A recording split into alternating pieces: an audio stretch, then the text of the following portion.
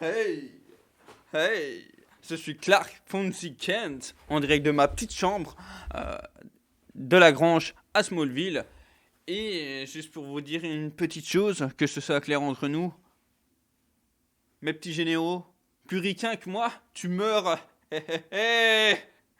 Après cette petite phrase maladroite venant du personnage de cette version de Superman, passé à la toute fin de ce film Man of Steel, nous allons donc revenir sur ce fameux film L'Homme d'Acier, sorti en 2013 de Zack Snyder, produit par Christopher Nolan, entre autres, et écrit par David S. Goyer. Beaucoup de choses ont déjà été dites sur ce film, donc une nouvelle fois, ça ne reste que ma vision. Et puis comme ça, on enchaîne toujours dans cette partie dédiée à l'homme d'acier, après les films de l'ère d'honneur. Et puis parce que je pense que pour ceux qui me connaissent, vous ne serez pas surpris d'où je vais le placer dans la petite tier list des films adaptés de l'homme d'acier du super. On fera ça en fin de vidéo. Mais ce que je peux vous en dire globalement, c'est que ouais, c'est gros coup de cœur, toujours gros coup de cœur, bien que maintenant je suis un peu plus connaisseur quand même de ce personnage. Et donc, après un petit extrait, comme vous avez l'habitude normalement de voir sur cette chaîne, si vous êtes abonné, n'oubliez pas d'activer la cloche pour ne rien rater, parce que la plupart d'entre vous ne le sont pas, et c'est un peu dommage, au vu du travail derrière toutes ces petites vidéos. En bref, après un petit extrait vidéo, un teaser, forcément du film, on se retrouve pour parler sans spoil et avec de ce qui m'a plu et déplu de ce film, et forcément d'un point adaptation. Je suis toujours Guy Berserker ou encore Dylan Malone pour les plus intimes. Et aujourd'hui, on parle de Man of Steel, sorti en 2013.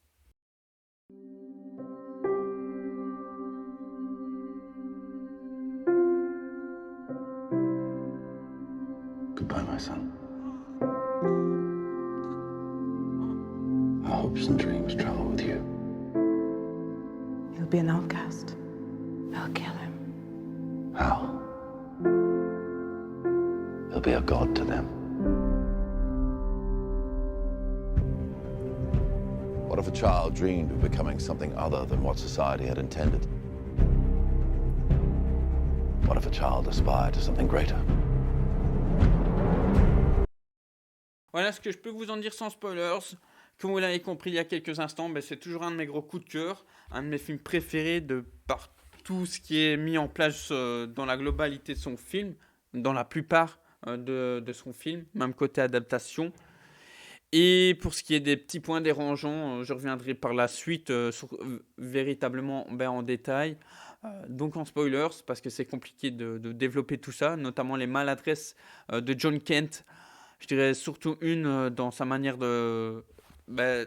dans ce qu'il dit à Clark quand il est jeune.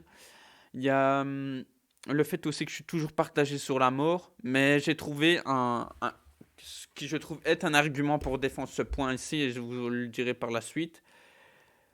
La petite arrogance en fin de film, et puis sinon, qu'est-ce que je peux citer en maladresse? Oui, le truc du codex aussi.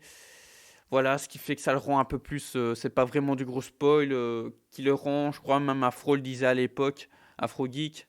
Je pense pas qu'il me regarderait, mais voilà, Afro Geek qui disait en gros, je pense qu'il en parlait, ou c'était plus lui, mais c'est vrai que ce qui peut être dérangeant par ce biais-là, c'est que du coup, c'est trop appuyé le fait qu'il soit vu comme une figure divine, alors que ça se comprend déjà par la narration visuelle, au vu de certains plans.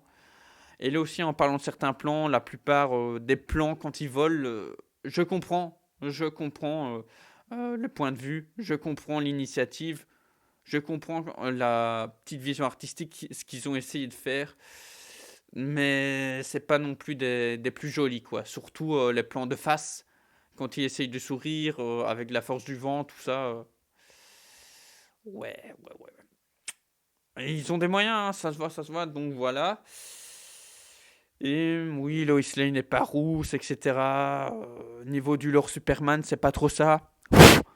La plupart du film, il n'y a pas l'identité de Clark Kent en tant que reporter. Donc là aussi, je peux comprendre que ça gratouille les gros fans de l'homme d'acier, de l'homme de demain, du Man of Tomorrow, comme on dit en anglais.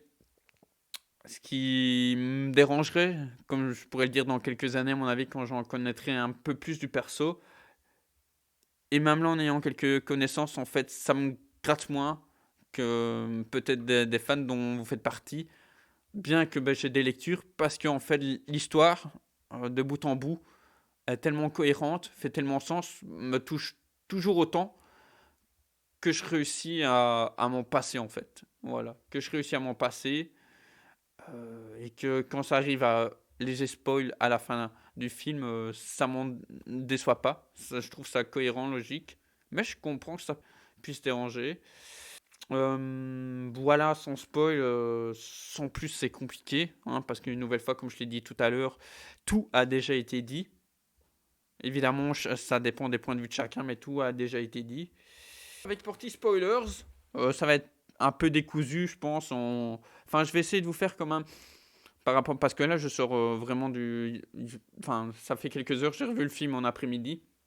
Donc, on va dire c'est mi-chaud, parce que c'est pas la première fois que je le revois non plus, le film. Je le revois au moins deux fois l'année, au minimum. Et du coup, en termes d'introduction, donc le parti pris d'avoir le côté très alien euh, des Kryptoniens, ben voilà, c'est un parti pris, on accroche ou on n'accroche pas. Moi, je suis mitigé, c'est-à-dire que tout ce qui est créature, travail des costumes, ben c'est intéressant une nouvelle fois, même dans l'écriture. Que là, dans l'écriture, on retrouve fortement ce qu'on peut voir déjà dans l'Ange de Métropolis, dans la série de l'Ange de Métropolis, dans ses premiers épisodes. C'est globalement, c'est le même Jorel, kiff kiff, et ça, du coup, c'est pas pour rien que la première fois que je l'ai vu, que ça m'a direct touché, bien que c'était un souvenir lointain par rapport à la série animée, que je trouve que enfin, de par son caractère, oui, il est rustre, comme va l'être Clark par la suite à certains moments, mais tout un ensemble fait que je comprends pourquoi il est comme ça, et puis du coup, ça rend un peu plus crédible, un peu plus humain quelque part le personnage, un peu plus palpable, si je puis dire aussi. Euh, et puis voilà, pas juste lisse en fait. Et ouais, ce qui me dérange par contre, là, en partie du coup spoil, hein, comme on y est, c'est les visuels des, plans, des plans larges. Je suis. Il y a du budget, mais ouais, je trouve pas ça super beau non plus. Hein. On fait des reproches comme j'en pourrais en faire au MCU. Ouais, voilà, je dirais presque que on n'est pas sur de la grosse bouillie numérique, mais c'est pas non plus hyper joli. Voilà, avec toutes les explosions, tout ça. Enfin, le travail des explosions, voilà. Niveau colorimétrie, je trouve pas ça super beau. Je trouve même un peu brouillon. Bon, on voit, hein, mais je trouve ça un peu brouillon dans l'exécution, la course-poursuite. Alors, à un moment, en fait, il est poursuivi, mais après, il s'est passé quoi pour qu'il n'y ait plus personne à cette rousse, en fait. Et puis, il retrouve, comme par hasard, quelques minutes après, pour qu'il ait le temps de parler à sa femme. Je trouve ça un peu chelou. Je dis pas que j'aurais mieux fait, mais dans l'exécution, peut-être j'aurais rajouté un plan ou deux pour montrer que Jorel est peut-être passé par un chemin aérien différent, voilà. Parce que là, je trouve que ouais, ça fait un peu bizarre, quoi. Tout de la suite après, donc le fait de voir la naissance de Cal, pourquoi pas en fait, c'est un parti pris aussi, on n'a jamais vu ce genre de... À chaque fois en fait de séquence, à chaque fois il était déjà né, voire il avait quelques années, notamment dans la série animée L'Ange de Métropolis, dans le premier film de Donner. Lara aussi. Lara, c'est déjà bonne actrice. C'est celle qui jouait la femme du Kingpin dans la série Marvel's Daredevil. Désolé si je me souviens plus de son nom. Et elle est plus, une nouvelle fois, comme Jorel, elle est plus crédible aussi. C'est-à-dire que là, on sent la mère qui va devoir se séparer de son enfant. Du coup, qui est triste. Juste le fait de dire, à Jorel, laisse-moi, je vous grossis les traits parce que ça fait quelques heures que je l'ai vu et il se passe tellement de choses niveau dialogue. En gros, elle lui dit, laisse-moi un peu de temps, en gros, de le tenir dans mes bras, que je puisse lui dire au revoir. Elle pleure et tout, enfin, le jeu, la direction, on y croit. J'y crois en fait, j'y crois beaucoup plus que dans le premier film de Donner, où quand il dit on doit le faire partir, en gros, c'est limite, ils le mettent dans la seconde près, quoi. dans le vaisseau et même pas une larme, rien du tout.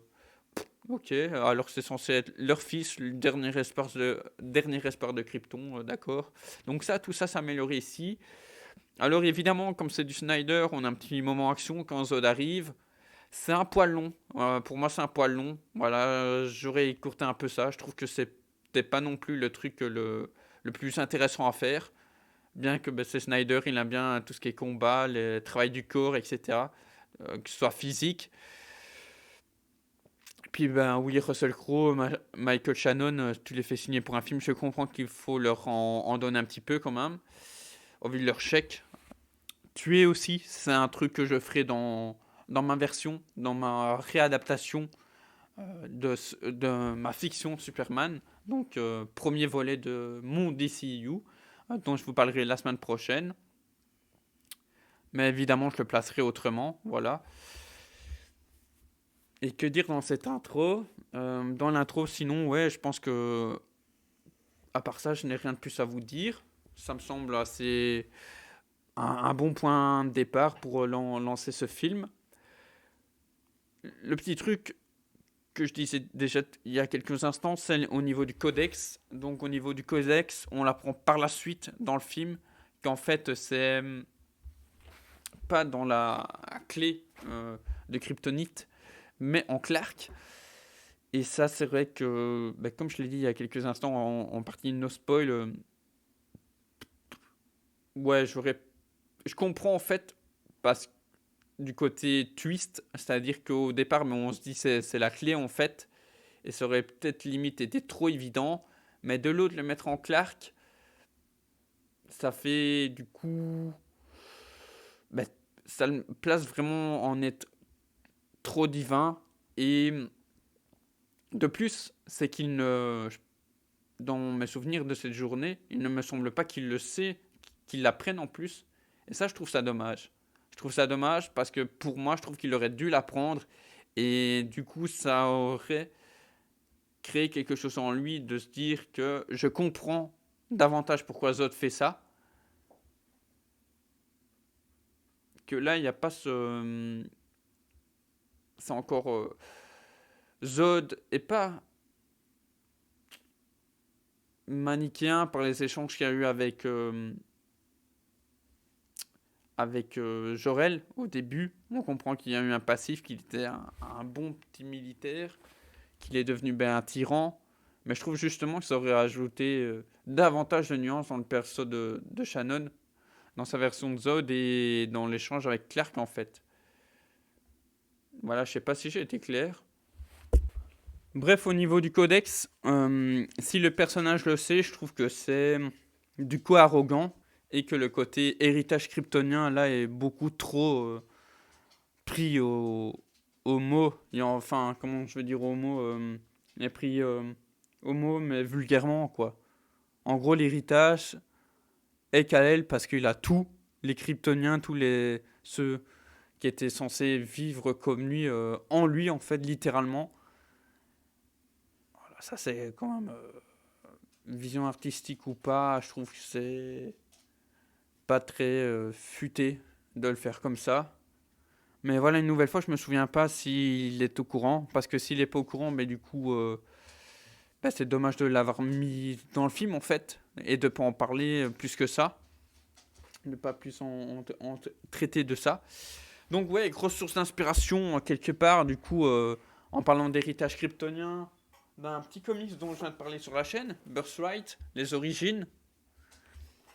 Vidéo à laquelle je vais vous renvoyer d'ailleurs en fin de celle-ci.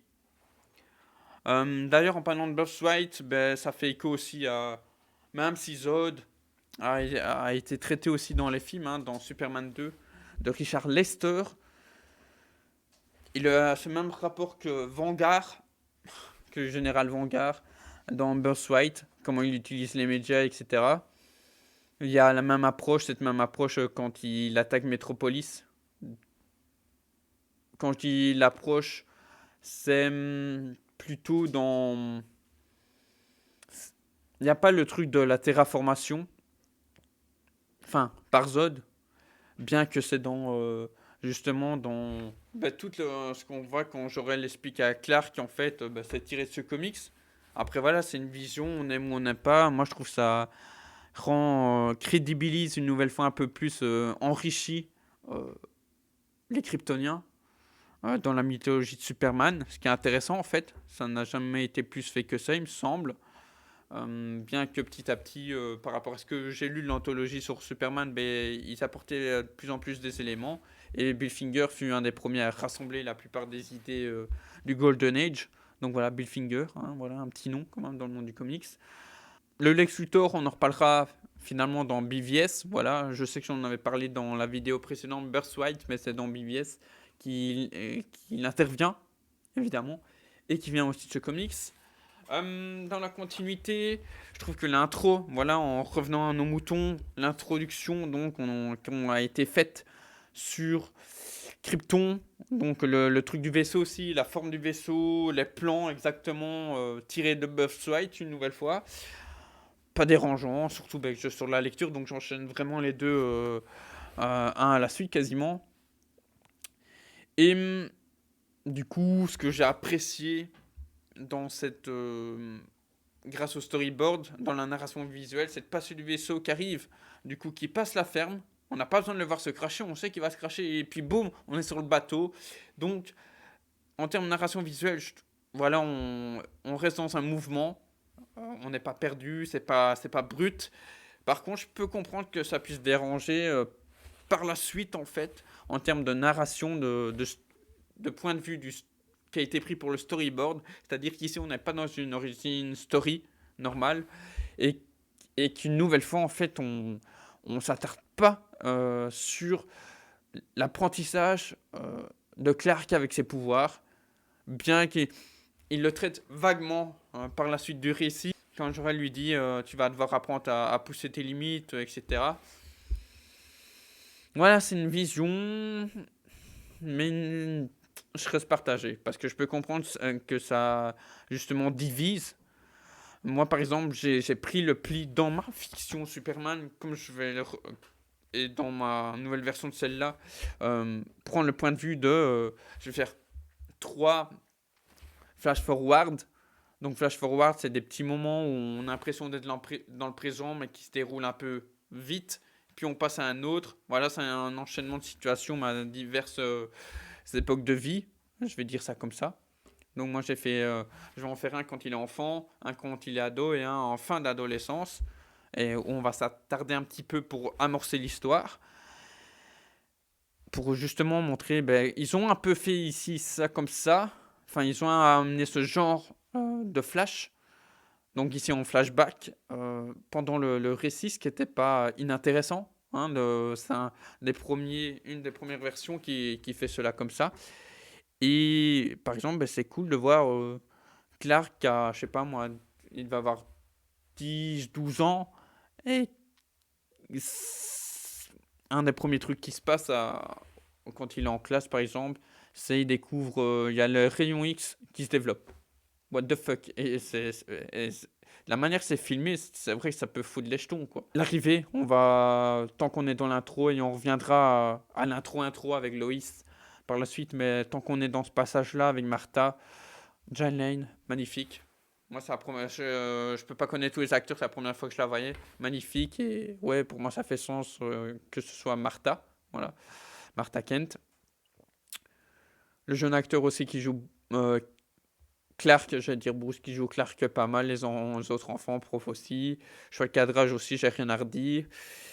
On revient à nos moutons, donc à l'intro, si je puis dire, à la partie 2 de ce début de film. Donc où du coup Clark il va sauver les gens sur le truc pétrolier. Donc voilà, moi pourquoi pas, ok, qu'on fasse un bond dans le temps, qu'on va direct en action, etc. Surtout qu'après on a des flashbacks pour nous raconter un peu, placer ce Superman-là dans cet univers, ce qui est important de faire, pour justement créer de l'empathie avec les personnages et son lore, les gens de son entourage, donc, comme, ses pouvoirs aussi, l'échelle de sa son échelle de puissance. Par contre, une nouvelle fois, au niveau des effets spéciaux, je pense que dans quelques années, déjà pour moi, ça commence à mal vieillir. Et dans quelques années, ça va pas être beau du tout, hein, quand il est sur la plateforme pétrolière. C'est pas. Une nouvelle fois, tout ce qui est explosion, tout ça, dans ce film-là, chez Snyder, ah, c'est compliqué. C'est compliqué. Je crois qu'après, oui, après, du coup, avant de revenir au passage l'enfance, donc il arrive dans la petite ville où après on a une petite ellipse, où on arrive à la séquence du bar, si je dis pas de bêtises, c'est ça. Et là aussi, je peux comprendre ça divise, ça, parmi les fans surtout, vraiment côté comics, parce qu'on retrouve un peu le Superman finalement qui me fait tilt aussi là à l'instant T au moment où je vous parle. On a un peu ce Superman là aussi à la fin de Superman 2, quand il cherche bagarre avec le camionneur, on a un peu cet esprit là aussi, puisque là il cherche pas bagarre, mais en fait il y a, comme vous êtes en partie spoilers, vous voyez très bien de quoi je parle. Il y a un gars voilà, c'est un gros beauf, qui claque les fesses de la serveuse. Je parle même pas de ce truc-là, que ce soit cliché ou pas, parce que ça existe ce genre de crétin. Le fait que Clark ait une retenue, ben voilà, ça ok. Par contre, l'après, je suis toujours partagé de est-ce qu'il aurait dû le faire ou pas, puisque c'est un jeune Clark Kent, même s'il a un début de trentaine d'années, qui est pas encore Superman, qui a des inspirations de White, mais en même temps, c'est pas le Clark Kent de White. Enfin, dans la totalité, il a plus le côté rustre, une nouvelle fois, comme son père, du comics, ici. Enfin, quand je dis de son père, ici dans le film, mais lui, du comics. Voilà. Et pourtant, je dis dans la globalité, je trouve même dans les échanges qu'il a dans le comics, dans la partie en Afrique, je retrouve un peu ce Clark-là, une partie, enfin, l'humanité de cette version-là dans celle-ci ici aussi. Mais là, ouais,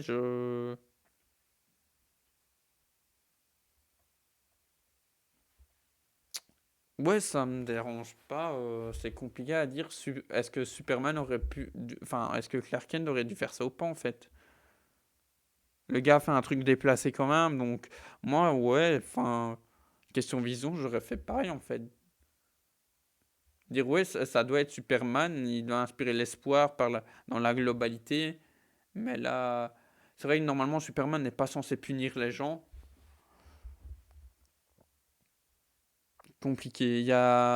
Si vous voyez plusieurs fois dans cette vidéo où je réfléchis comme ça, c'est parce que c'est un personnage enfin, qui a une certaine complexitude, si je puis dire ça comme ça, complexe. Donc en termes d'adaptation, c'est comme j'ai dit tout à l'heure sur Twitter, petit aparté, ça parlait apparemment Steven Yeun, je vous mettrai une image, pourrait jouer Sentry dans le film Thunderbolt, et il avait dit un truc, je sais plus quoi, Zino. Et en fait, je lui ai dit, ce qui commence enfin, à être logique pour moi, c'est que à chaque vision, adaptation, tu es obligé de abaisser ou augmenter certains curseurs d'un personnage, mais justement suivant la vision du réal et ou de la production, du cahier des charges et tout, par rapport au récit. Donc peut-être qu'ici, justement, des curseurs ont été abaissés pour le rendre un peu plus humain, crédible par rapport à l'histoire, et celui-ci me dérange pas trop. Voilà, désolé si ça embête des gros fans, hein, voilà, je vous tape pas dessus. Ensuite, petit bond dans le temps, on revient à Lois Lane, donc qui arrive dans le nord des États-Unis, peut-être au Canada. Et là, forcément, on reconnaît Henry Cavill dans le rôle de Clark Kent. Et le petit nom qu'il lui donne, Joe, ça m'a fait le titre. Maintenant que j'ai relu des aventures du personnage, bien que je le savais avant, il lui donne quoi comme petit nom? Je crois que je viens de vous le dire, Joe. Et Joe, c'est pas anodin, puisque c'est Joe Shuster, c'est l'un des créateurs de Superman. Je crois même que c'est son scénariste. Voilà. Si je dis pas de bêtises. Joe Shuster, c'est le dessinateur. C'est le dessinateur original, Joe Shuster. Donc voilà, petite historique sympa. Ensuite, globalement, de toute façon, dans la narration, l'écriture, le scénario, j'ai pas grand chose à redire. C'est une leçon pour moi en termes d'écriture. Bien que, voilà, comme je l'ai dit, par exemple, ils disent souvent, plusieurs fois, le L, et même le fait de le montrer, c'est la signification de notre maison, le fait que ce soit l'espoir, etc. Ça, je trouve qu'ils le disent trop, trop souvent. Je crois même qu'Afrogig le disait, oui, on est l'espoir, on symbolise l'espoir, c'est trop, on est censé le comprendre par l'image, normalement. Ce que fait Burst White, en fait, plus subtilement une nouvelle fois, même s'ils le disent à un moment d'une certaine manière, et encore, comme Clark le dit dans le comics, c'est plus qu'un symbole d'espoir. Ça, c'est tout aussi subtil dans For All Seasons, dont vous saurez la vidéo en lien en lien que vous retrouverez sur Réservoir Pop, dont on a parlé avec Comics du Prof. Voilà, en bref, de ce côté-là.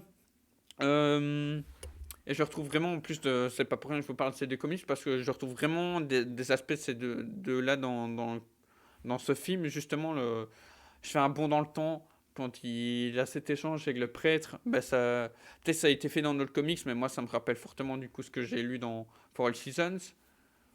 Là aussi en termes de narration visuelle, lors de cette séquence-là, quand il y a Clark, on a un gros plan, c'est un peu grossier, et il y a Jésus derrière. Voilà, là, en termes symboliques, c'est. Je crois qu'Afro le disait aussi. Ça aurait pu être plus subtil, juste peut-être en choix de vêtements, en choix de cadrage, comment le placer l'acteur. Ça aurait pu être plus subtil en fait, par tous ces choix. Donc la forteresse solitude, ben, elle n'existe pas vraiment puisque c'est un vaisseau kryptonien. Ça aussi, je peux comprendre que des gens comme Oz et d'autres soient embêtés. Désolé si ça froisse certains, pas plus que ça. Alors oui, je sais, peut-être parce que je suis pas autant fan que certains d'entre vous du personnage de sa mythologie, mais parce que en fait, je trouve que cette nouvelle vision est cohérente en fait avec l'histoire, est cohérente. Maintenant, c'est un peu bizarre parce qu'en me ressouvenant du film, en termes de cohérence, on apprend que au départ, le vaisseau est entouré d'un glacier qui date d'une. Que la glace date au moins 20, 20 millions d'années. Et Jor-El a pas l'air si vieux que ça. Ou alors c'est que le temps sur Krypton et sur la Terre est différent. Donc ouais, c'est un truc que j'avais pas relevé tout à l'heure et maintenant en vous reparlant ça me fait tilt. Un petit clin d'œil aussi sympathique. Le scientifique d'ailleurs qu'on voit dans cette séquence, une partie du film, Emil Hamilton, fait partie du lore Superman. On peut le retrouver dans justement l'animé L'Ange de Métropolis, donc ça c'est plutôt cool. Retrouver Christopher Meloni aussi, je sais pas si le personnage Hardy existe. D'ailleurs quand il dit je suis le Guardian, appelle donc dans l'acte final. Le Guardian, ça c'est un personnage qui existe, il me semble, de l'univers d'ici. Donc voilà, peut-être une petite rêve comme ça. Donc ça c'est plutôt cool. Et puis ben, Christopher Meloni quand même, les séries New York Police Judiciaire je crois. Ou section criminelle. Non, Police Judiciaire. Ouais c'est ça. Et criminel c'est avec Donofrio. Donc bah, très sympa. Hein. Donc niveau casting globalement rien à redire. C'est vraiment top top top top. En termes d'histoire, c'est plus aussi une nouvelle côté adaptation. Parce que vraiment j'ai pas grand chose à redire. Oui, enfin, comme je l'ai dit tout à l'heure, le côté qu'on n'a pas Clark Kent en tant que reporter identité civile, bah, je peux comprendre une nouvelle fois que ça froisse, parce que ça fait partie du personnage, c'est dans l'ADN du perso. Maintenant, vu l'histoire, voilà, ça me dérange pas plus ici qu'on se consacre fortement à son identité kryptonienne. Maintenant, c'est vrai que ça aurait été mieux, euh, afin de respecter plus les fans, et même en tant que film, d'avoir en fait les deux parties. Parce que c'est ça aussi qui est intéressant dans Birthright, c'est-à-dire qu'ils ont réussi, autant Mark Waid et le dessinateur Lenny Francis Yu, à traiter de l'héritage kryptonien, qu'on a très bien dans le film pourtant, hein, qui a repris ce comics-là. Bien qu'ils ont amené du coup différemment avec la forteresse solitude, Jor-El, qu'ici c'est plus par la tablette, etc. Donc voilà, ça c'est une adaptation, les deux restent sympathiques, intéressants, pertinents. Et qu'est-ce que je voulais vous dire? Et pourtant, on a un côté un peu humain du personnage. Il y a certains choix moraux, comment il se place par rapport à Luthor, comment il doit agir. Bien qu'il est rustre, hein, quand il chope un mec dans le comics, là, qui a vendu des armes dans une école de gosses, du coup, qui a fait une tuerie, je crois que c'est ça. Bah, on va voir Superman tirer, évidemment, il va pas tuer le mec, mais il va arrêter les balles. Il fait pas ça dans le film, mais quand il fait cracher le missile à la fin, c'est le même Superman, quoi. Donc voilà, il est plus dur, rustre, brut. Et en même temps, je trouve qu'en termes de positionnement, les échanges qu'il a avec Lois Lane, etc., de déjà faire un peu, en gros, dire aux gens, aux militaires, faites-moi confiance, je vais traiter avec Zod, etc. Bah, dans sa manière d'être, dans le jeu, ce qui est dit. Vraiment, l'écriture, l'acting, c'est Superman. Et pas que de ce que j'ai lu Birthright. Donc, ouais, je suis partagé. Une nouvelle fois en adaptation. Et côté Zod, c'est une nouvelle phrase. Enfin, clairement, Michael Shannon bouffe l'écran. Hein, ça, il n'y a pas à mentir. Et puis, une nouvelle fois, c'est pareil. Tu prends un acteur de cette envergure, tu dois lui donner du temps à l'écran. Donc, voilà, c'est logique. C'est logique de mettre cette amorce dans le film et puis qu'on revoie en tant que menace. Et une nouvelle fois, ce qui me fait dire en tant que film, quand je vois le côté Krypton, terraformation, et dont je vous ai parlé aussi dans Earthswine, vague un petit peu, les Kryptoniens, c'est quand même des envahisseurs, quoi. Hein. Des envahisseurs, des soldats. Donc, quand on a un point de vue, par exemple, à la Perry White en début de film, qui n'a pas encore toute cette suite, qui ne sait pas encore que je vais arriver, la peur de l'inconnu, ben, c'est compréhensif en fait. Et pourtant, on arrive à avoir ce côté, par la suite avec Jor-El, quand il échange avec Zod, oui, tu vas faire un génocide, mais oui, mais on peut se poser aussi la question en fait en tant que spectateur, ou s'il y a des gens qui participeraient à leur échange, mais vous, qu'est-ce que vous avez fait sur les autres planètes en fait? Vos bases sur chaque planète, est-ce que certaines des équipes n'ont pas été plus loin que juste étudier la planète? Donc voilà, après j'extrapole peut-être, mais quand on sait que les deux, bien qu'ils sont scientifiques en premier lieu et qu'il y a un côté fort militaire aussi, c'est le genre de... Dans l'ère Snyder, ça a été fait, je crois, dans ces années-là, mais ça ne touchait pas au film Snyder, il me semble. La série Krypton, je trouve que ça aurait fait super sens que ce soit lié directement au film de Snyder. Justement, d'expliquer tout ça. Après, j'en parlerai peut-être sur la chaîne Réservoir Pop qui c'est un jour avec Devion, s'il a le temps pour ça. Euh, Parce que lui avait beaucoup aimé, moi pas trop. Oh, j'avais pas trop accroché. Mais... Niveau du film, sinon, en termes de points négatifs, est-ce que je vous ai parlé de Jonathan Kent? Oui, bah oui, je vous en ai pas parlé. C'est le côté, la grosse maladresse, je trouve. Ah, on va revenir sur le truc de sa mort, évidemment, mais la grosse maladresse, je trouve, c'est quand, du coup, Clark, il a sauvé des gens dans le bus, du bus. Donc, il y a encore eu deux trois plans inutiles pour ma part dans cette séquence, mais bref, passons. Et quand il arrive, moi, je n'aurais rien. J'aurais été Jonathan Kent, je n'aurais rien dit. Je me pose, et pendant que je marche, Clark m'aurait regardé, il aurait dit. Genre, il aurait senti un malaise et il aurait dit quoi, t'aurais voulu que je les tue? Et là, normalement, son père, comme dans la plupart des comics, comme une sorte d'Obi-Wan, aurait dû essayer de l'apaiser. Et là, direct, en gros, il lui dit oui, mais pour tes pouvoirs, en gros, t'aurais dû les tuer. Mais vraiment? Et je fais what? Et là, du coup, oui, je peux comprendre que ça blesse les gros fans de l'homme d'acier parce que ça. Quand maintenant t'as des connaissances comics du lore et de Jonathan Kent, ah ben, il est pas du tout comme ça. Hein, oui, il doit apprendre à cacher ses pouvoirs parce que la peur de l'inconnu, la peur que soit un rat de laboratoire, un peu comme celui dont Lois et Clark dit. Mais dire ça à Clark, c'est chaud, quoi. Dire t'aurais dû tuer des gens alors que c'est un peu contradictoire parce qu'il lui fait comprendre que quelque part dois te diriger vers sur le bon chemin, mais en même temps t'aurais dû tuer, laisser mourir des gens pour cacher ton secret. C'est un peu paradoxal, quoi. Donc je peux comprendre que Clark il est perdu durant son adolescence. Papa me dit je dois faire le bien, mais en même temps Voilà, c'est le genre de moment où tu fais ouais, c'est compliqué quand même. En parlant Kent, Martha, c'est une réussite pour moi, mais on va rester du coup un petit peu au côté Smallville, parce que c'est assez mis en avant quelque part.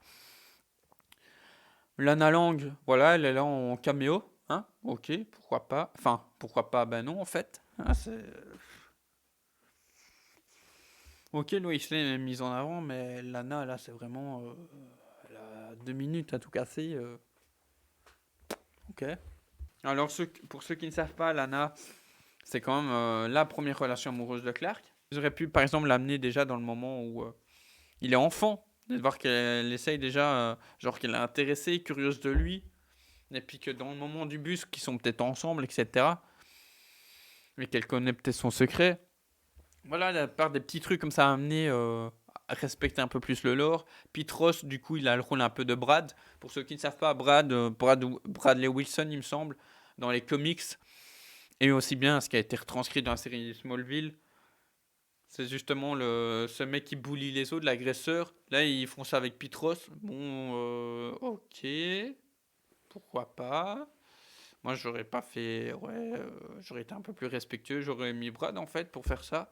Surtout qu'en plus, après Pete, quand il est à un autre moment, quand ils sont ados aussi, ouais, il va lui tendre la main. En gros, on peut devenir amis. Et en fait, après, ils le deviennent pas. Ou du moins, ils en parlent plus. Pete, ça devient un mec lambda de Smallville. Ça fait ok. Pour faire ça, en fait, ne mettez pas Pete en fait. Mettez Brad ou un autre, mais, ou un mec lambda. Enfin, je comprends pas. Et donc, ouais, on arrive à la mort de Jonathan Kent.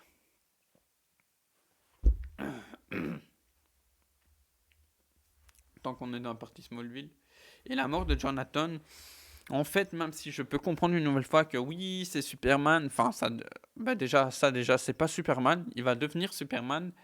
Et côté pouvoir, il est bien démontré dans le film, en fait, que là, bah, quand on a ce moment-là, c'est un flashback, et que Superman, bah, il s'est pas volé. Je crois que ça a déjà été dit, mais je tiens à rappeler, il s'est pas volé. Quand il apprend à voler, c'est au moment présent de l'histoire, quand il est dans la vaisseau de solitude et qu'il a les échanges avec son père après le costume et qu'il a enfilé le costume en fait. Que tu dois t'entraîner fils, etc. Donc c'est à ce moment-là qu'il apprend à voler. Donc du côté, maintenant, c'est ça que j'ai toujours été partagé. Maintenant, ça fait sens en revoyant le film, en faisant plus attention à tout. Que là, ben ouais, non, en fait, c'est logique. En plus, déjà pour protéger son identité, et même là, c'est vrai que j'aurais pu comprendre que, parce que je me disais, pareil, en début de séquence, ben, tout le monde, plus ou moins presque toute la ville, sait sûrement que Clark est divin, mais il le cache par peur ou ouais, par peur de l'inconnu, peut-être par peur de représailles, on sait jamais, et peut-être par respect aussi. Et là, en fait, ben, niveau pouvoir, ça explique pourquoi il n'intervient pas. Parce que c'est pas volé. Maintenant, le côté, j'ai déjà entendu aussi le truc de. Il aurait peut-être. Parce que Superman, il a une super vitesse aussi. Ça, c'est jamais montré dans le film, en fait. Donc, comme il nous demande jamais. Peut-être qu'ils auraient pu. Ça, ils auraient pu le faire là. Et puis. Mais alors, il aurait fallu le réinsérer avant et ou après. Mais ils le font jamais dans le film. Donc, c'est vrai qu'au niveau pouvoir, une nouvelle fois, ben, ils sont downgrade des trucs. Ils ont gardé que le vol, le saut et vol, finalement, les yeux laser. Et que tout le reste des autres pouvoirs, ouais, sa force surhumaine, on a les 3 pouvoirs principaux. Et le super souffle, super vitesse, super oui. Super oui, ouais, on l'a pas, le super oui. Il me semble pas non plus. Rayon X, c'est montré, mais il les utilise pas. Enfin, quand il est enfant, là. Et après Lois Lane. Lois Lane, j'aime bien. Je trouve que l'actrice interprète vraiment bien le personnage. Je retrouve Lois Lane, en fait, même si elle est rousse. Il s'attarde pas sur le truc. À chaque fois, il y a évidemment le truc du Pulitzer, donc c'est la récompense, je pense, pour les journalistes. Hein, voilà, direct, on rentre dans le truc qu'elle l'a déjà eu. Ok, pourquoi pas. Ça ancre davantage le personnage que c'est la journaliste du Daily Planet. Pour le peu qu'on a vu du Daily Planet aussi, de cet open space, bureau de journaliste, ok, j'y crois, on voit que ça vit, etc.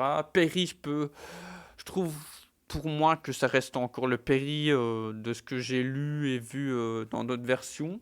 Je le trouve crédible, bien qu'ils ont blackwatché le perso. Laurence Fishburne, toujours aussi bon. Je sais que j'ai un peu piqué du nez. J'ai un peu piqué du nez, parce qu'ici, je sais pas si vous avez vu, je suis un peu malade. Enfin, rien de grave, hein. Et du coup, Médoc, tout ça, fait que quand c'était la baston à Smallville, j'ai un peu. Peut-être un poil long pour moi à ce moment-là. Mais c'est Snyder, une nouvelle fois, les séquences d'action sont un peu longues. Je trouve que c'est la première fois que ça me fait cet effet ici sur Man of Steel, c'était un peu long. Peut-être par rapport aussi à ce que j'ai lu, hein. Ce que j'ai lu des comics Superman, notamment Birthright et For All Seasons, où ça met plus l'accent sur les interactions entre personnages que sur de la baston. Parce qu'au final, c'est peut-être le point que moi je ferais sur un film Batman. Et encore, Batman doit avoir un côté polar quand même, donc où ça prend le temps contemplatif. Mais je ferais plus ça sur un Batman, même si lui du coup a pas les pouvoirs. Et c'est ça en fait, je parle le pouvoir du coup Snyder, mais Superman, homme à pouvoir. Du coup, ben, il s'est fait plaisir, il se fait kiffer.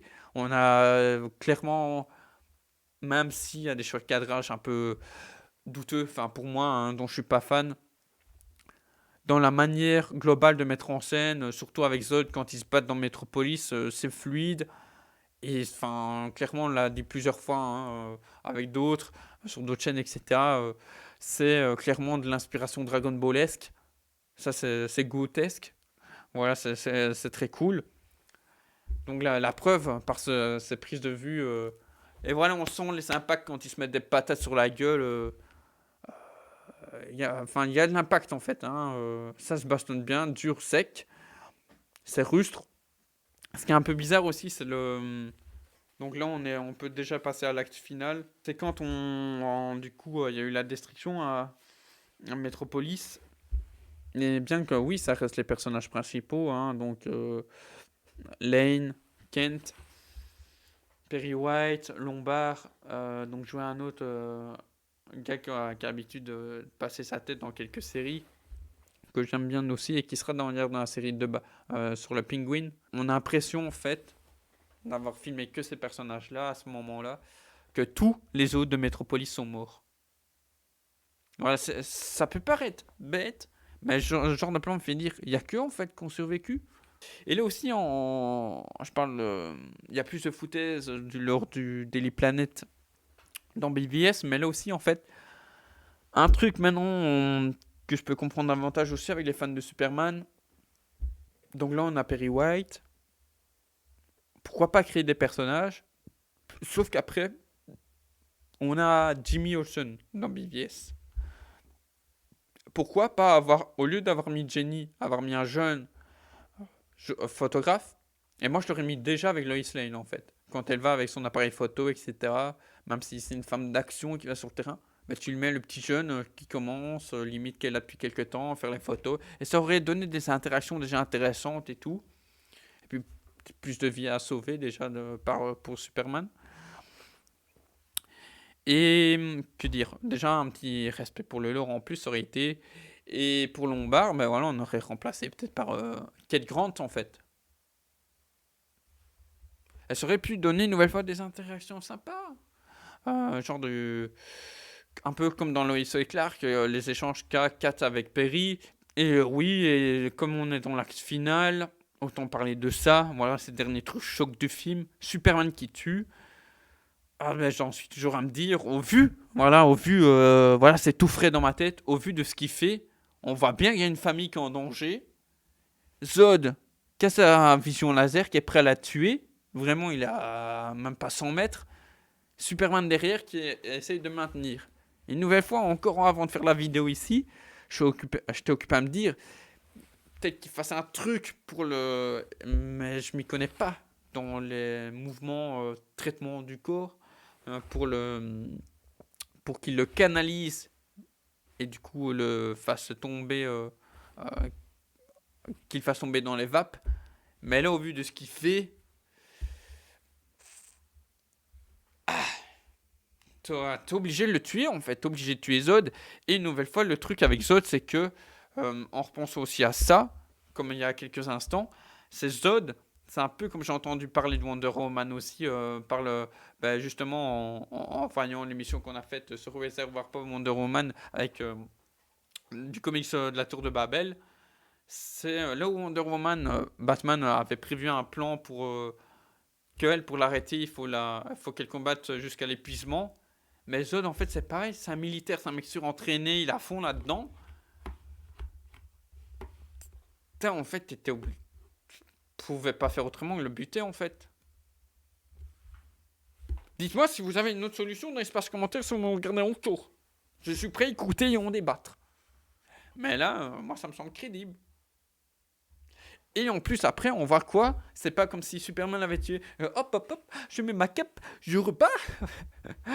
Voilà, je pars dans tous les sens, mais... Non, il vient de tuer quelqu'un, en fait. C'est la première fois qu'il vient de tuer quelqu'un.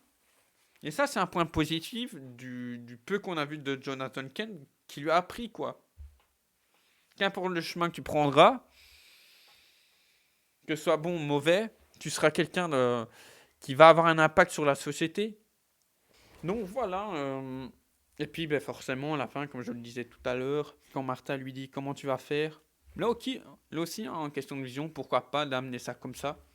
Que ce soit Martha qui lui dise comment tu vas faire pour maintenant t'intégrer à la société en tant que civil. Puis on arrive au Daily Planet, bazar. Ça, en termes de plan, j'aime beaucoup. Voilà, jouer avec le côté thriller, c'est-à-dire par des plans serrés, amener qu'on sache pas petit à petit sur quoi on part, même si forcément en tant que petit fan de l'Homme d'Acier, du coup en ayant vu toutes les versions ciné, pour l'instant les 4 films de l'ère d'honneur, etc., lu du comics, mais je sais où on m'emmène. Je trouve qu'en termes de narration visuelle, c'est intéressant, c'est intelligent.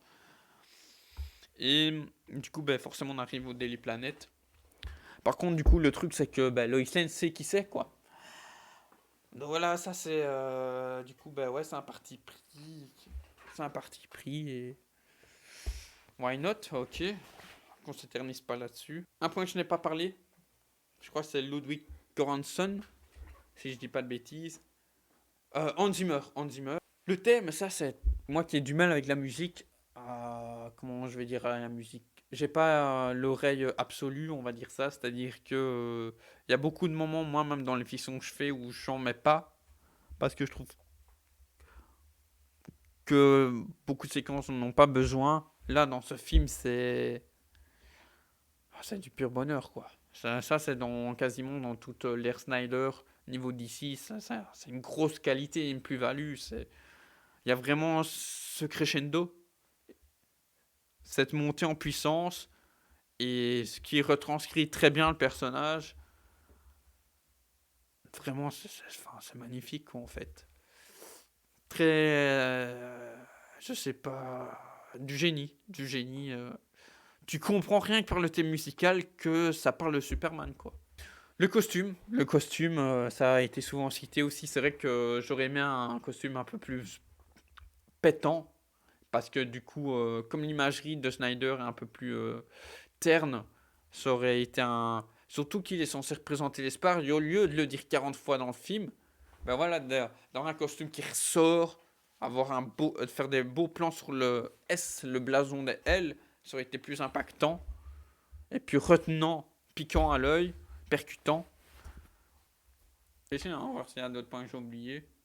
Musique, écriture, adaptation, acting, cadrage. Je pense avoir tout dit peut-être. Je pensais pas mal, après peut-être 40-50 minutes. Voilà, si vous êtes encore là, je vous en remercie. N'oubliez pas le petit like. Ou le petit like si vous avez aimé ou pas du tout. Votre avis du film. Voilà, si vous avez quelque chose à en dire, si vous me regardez toujours ici et que vous savez en dire en négatif, en positif, côté adaptation, côté film, je reste ouvert au débat, vous le savez bien. Sinon, je suis sur Twitter pour parler de tout ça, ou encore Instagram. Et ouais, et on va faire le petit truc. On va déjà le placer... ouais, on va déjà le placer dans le fameux tableau. Hop, hop. Voilà, comme ça, c'est fait, mes petits loups. Et puis, on se quittera là-dessus. Et le prochain rendez-vous film Superman qu'on fera, c'est Man of Tomorrow, Superman contre l'élite. Je reviendrai, on pourra en parler vu que ça va peut-être sûrement être amené dans Superman Legacy, peut-être Manchester Black, au vu du film Authority, que James Gunn a dit qu'ils ont déjà une apparition ou deux, une apparition quelques-unes avant d'avoir leur film. Mais parce que, je vous en parlerai plus tard, parce que dans ma version, je vais pas partir là-dessus. Là aussi pourquoi je vous parle des films L'Air d'honneur aussi, de Men of Steel, pour voir ce qui est intéressant, ce qui est pas intéressant à faire, et tout, et par rapport à mes lectures. Donc Man of Steel, il est ici. Après, ce sera BVS Justice League aussi pour traiter des arcs de Superman.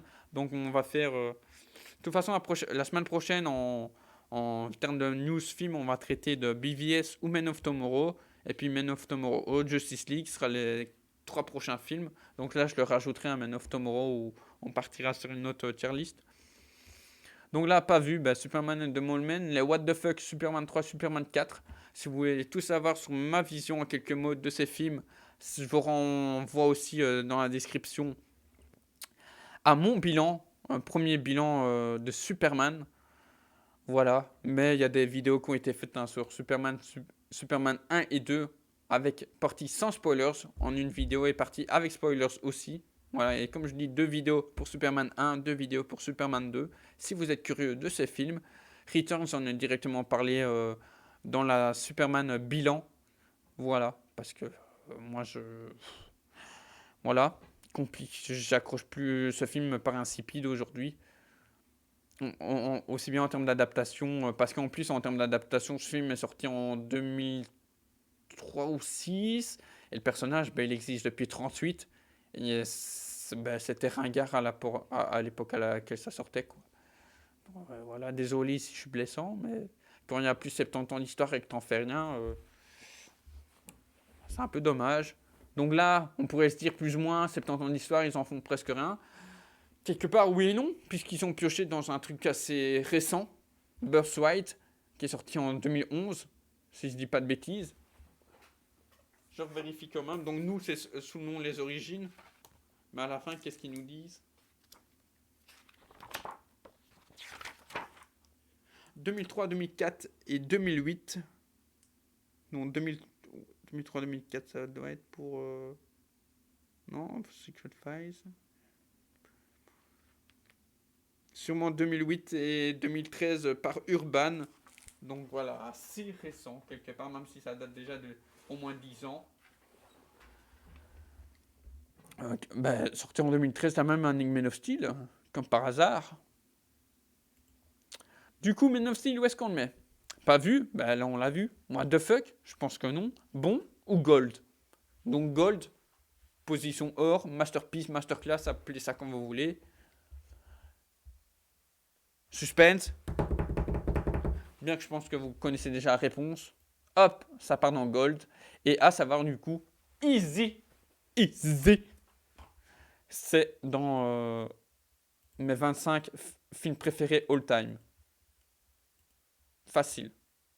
Attendez, hop, ça c'est réservoir. Voilà, bref, je pense tout avoir dit ce qui me passait par la tête lié à ce revisionnage de Man of Steel, l'homme d'acier.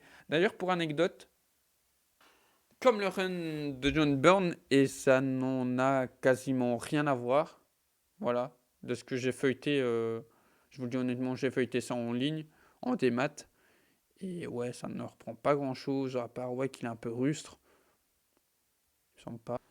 Pourquoi ils l'ont pas appelé pourquoi ils n'ont pas appelé tout simplement Birthright, puisque c'est littéralement quasiment une adaptation presque page par page, même s'il y a des trucs qui ont été enlevés comme la partie avec Lex Luthor et la partie en Afrique. Enfin, il y a encore en Afrique, il y a une petite rêve subtile quand ils volent, et ça c'était plutôt cool qui fait les passages par là-bas. Dites-moi dans l'espace commentaire, comme je l'ai dit plus tôt, votre avis sur Man of Steel, film de 2013, nouvelle version, dernière version live action dédié à l'homme d'acier. Je vais regarder Mad Men, j'avais dit ça, je vais regarder, moi je continue Mad Men, je suis à la saison 4, que j'aime beaucoup, ma saison préférée de la série pour le moment. trouve la plus rock'n'roll. Et Mandalorian saison 2, je revisionne la série Avant, bah, je vais la terminer aujourd'hui, je pense. Il me reste 3 épisodes. Et puis je passe à début de la saison 3. Voilà. Grosse bise. Et n'oubliez pas, je ne suis qu'un ricain de Kansas.